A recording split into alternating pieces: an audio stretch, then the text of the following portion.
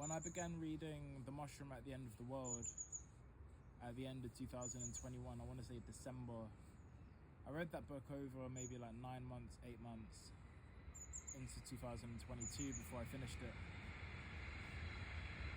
And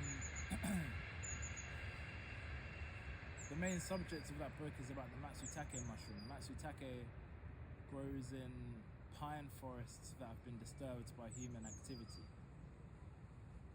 And so when we say disturbed by human activity, we mean deforestation, we mean industrial presence of some sort. A loud sound over this side, you've got some residentials along here. But there isn't a clear pathway.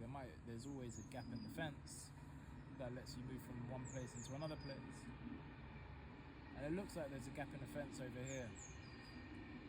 There's a fence line that was once here or marked, but once you've got an industrial zone here, it becomes a black site. It becomes a site you can't access, you can't enter. Prohibited, what's the word?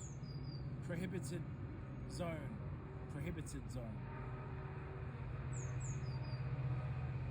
Which is interesting because prohibiting is different to prohabiting.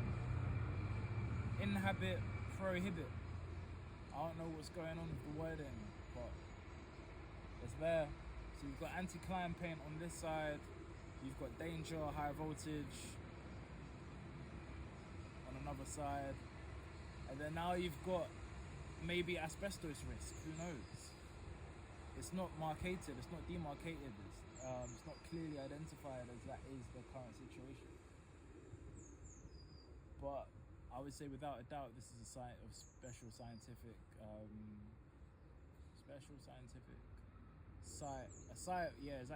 interest or importance actually, because there's a deletion of an industrial era for a digitally powered something yada yada, and there's a large basement in here that I haven't looked into yet, but there's a chute that goes down towards that basement. It looks terrifying from initial views, and surprisingly there aren't any signs of bad acting in this space, which is really encouraging to see. No needles, no blood, no